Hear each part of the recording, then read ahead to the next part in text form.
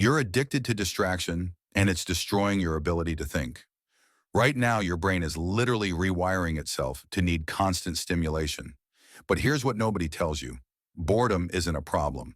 It's a superpower you've forgotten how to use. And in this video, I'm showing you why the most creative and successful people in the world are actually boring, and why you need to be too. Your phone is literally engineered to keep you addicted. Every notification, every red dot, every refresh is a tiny dopamine hit. Social media platforms spend billions hiring neuroscientists to figure out exactly how to keep your attention locked. And it's working. The average person now checks their phone 96 times per day. That's once every 10 minutes, even while sleeping. But here's the problem. Your brain wasn't designed for this. For thousands of years, humans experienced natural cycles of stimulation and rest, work and recovery, focus and daydreaming. Now, we've eliminated boredom almost entirely, and our brains are breaking because of it. Your ability to focus is collapsing. Studies show that the average attention span has dropped from 12 seconds in 2000 to just 3 seconds today. We now have shorter attention spans than goldfish. This isn't because you're lazy or broken. It's because your brain has been trained by constant stimulation to expect novelty every few seconds. When you try to focus, your brain literally craves that dopamine hit. It's like trying to concentrate while someone keeps poking you. You can't. And this is affecting everything: your work, your relationships, your creativity, your mental health. But the real cost isn't just your attention, it's your mental health. Anxiety, depression, and loneliness are at all-time highs, especially among young people. Why? Because constant stimulation prevents your brain from doing something it desperately needs: process emotions and consolidate memories. When you're always distracted, you never actually experience or resolve what you're feeling. You're running from yourself at 100 miles per hour. And the exhaustion? That's not laziness. That's your nervous system screaming for relief. Let's redefine boredom. Boredom isn't the absence of something to do. It's a specific brain state where your brain shifts into what neuroscientists call the default mode network. When you're not focused on an external task, your brain doesn't shut down. It actually becomes more active. It starts connecting ideas, processing emotions, solving problems you didn't even know you had, and generating creative insights. This is when your best ideas come. Not when you're grinding, but when you're bored. Think about where your best ideas actually come from. The shower, walking, lying in bed. These are all moments of boredom where your prefrontal cortex finally gets a break and your creative brain takes over. Neuroscientists have discovered something fascinating. When you're not doing anything, your brain activates something called the default mode network. This network is responsible for self-reflection, imagination, and long-term planning.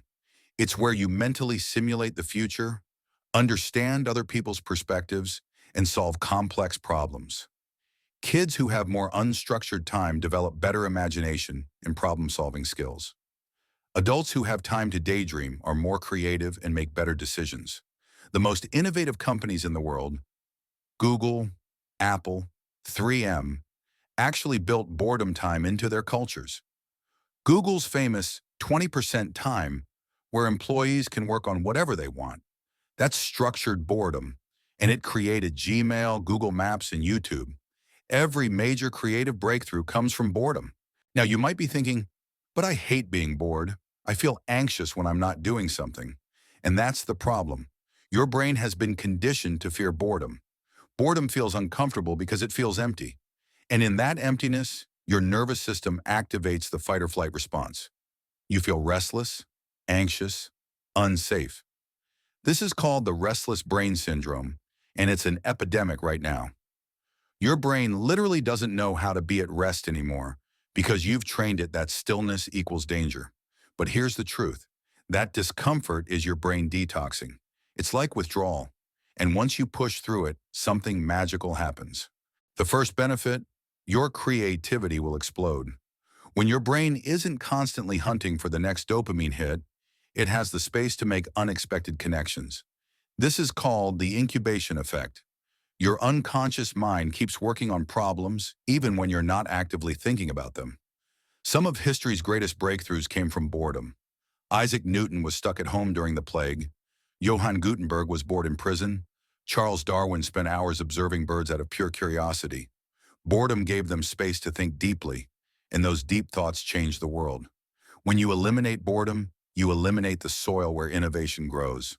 The second benefit, you'll actually feel better emotionally. When you have time to be bored, to sit with your thoughts and feelings without escaping, you process emotions naturally. Your brain consolidates traumatic memories, resolves emotional conflicts, and literally heals itself. This is why sleep is so important. During sleep, your brain is bored, not receiving external stimulation. And this is when emotional processing happens. But we're not just sleep deprived. We're boredom deprived. We never let our minds rest. And when you don't process emotions, they get stuck in your body. They become anxiety, depression, and chronic stress.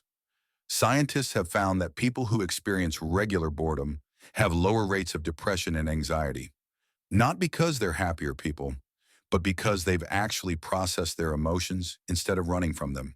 The third benefit, ironically, you'll actually become more productive. When you train your brain to tolerate boredom, you train it to focus.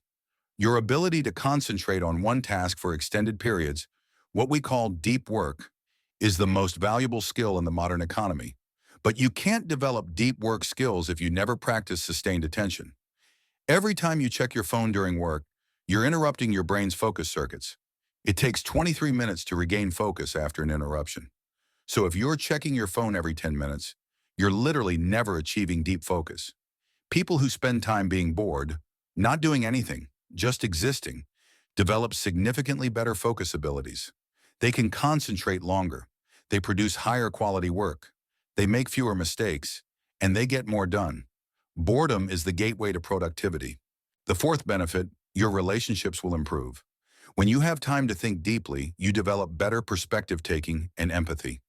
You understand people more nuancedly. You're not reacting from your fight or flight nervous system.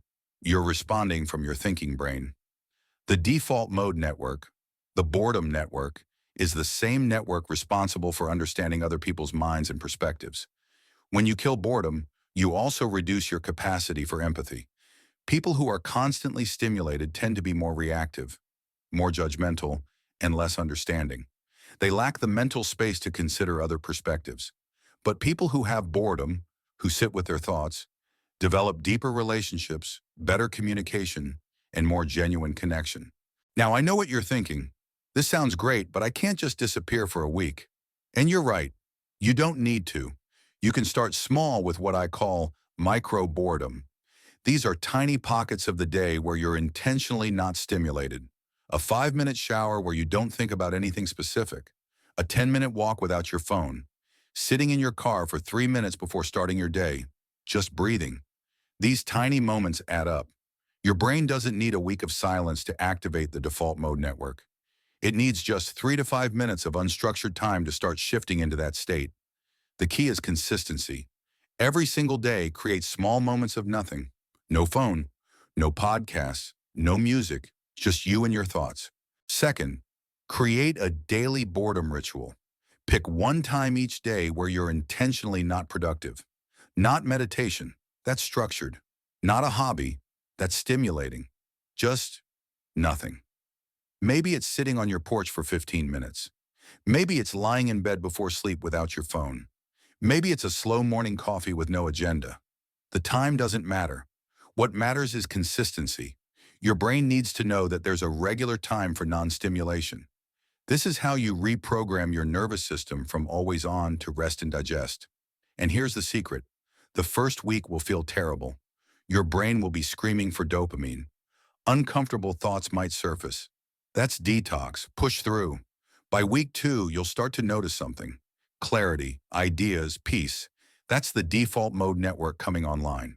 Third, you need to make boredom possible by setting digital boundaries. And I'm not talking about willpower. I'm talking about changing your environment. Here are the specifics. Remove social media apps from your phone. Not deactivate. Remove. Keep the browser, but you have to use a computer. Every extra step creates friction that breaks the compulsive habit. Turn off all non-essential notifications. Only calls and messages from people you actually care about. Set Do Not Disturb from 8 p.m. to 8 a.m. Your phone doesn't need to reach you while you sleep. Most importantly, never bring your phone into your bedroom. Sleep is boredom, and your sleep quality determines everything else in your life. When you remove the option, you remove the temptation. And when you remove the temptation, your brain gradually resets. Here's what happens in week 1. You'll feel terrible. You'll be bored, which sounds weird to say. That's the point. But this boredom will feel like anxiety. Your nervous system is used to the high of constant stimulation, and you're asking it to go cold turkey. Some people get irritable. Some people get depressed. Some people can't focus and interpret this as the method isn't working. It's working. You're detoxing. Your brain is down-regulating dopamine receptors that have been chronically overstimulated. This is the same reason people get irritable when they quit sugar or caffeine. Your brain is rebalancing. Push through this week. By week 2, something shifts. By week 3, you won't want to go back. Here's what I want you to understand. The world is designed to steal your boredom. Every app, every notification, every algorithmic feed is engineering your attention for profit.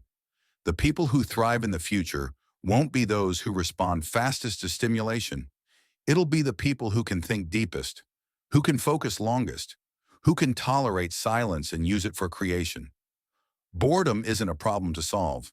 It's a superpower to reclaim. And the fact that everyone around you is addicted to stimulation, that's your advantage. Start small, be consistent, and watch what happens when you finally let your brain get bored again. If this resonated with you, take the challenge. For the next 7 days, create micro boredom moments. Just 5 minutes a day with zero stimulation. No phone, no distraction, just you. See what happens. Comment below and let me know what you discover in that silence. And if you want more psychology insights that challenge what conventional wisdom tells you, subscribe and turn on notifications. Thank you for watching.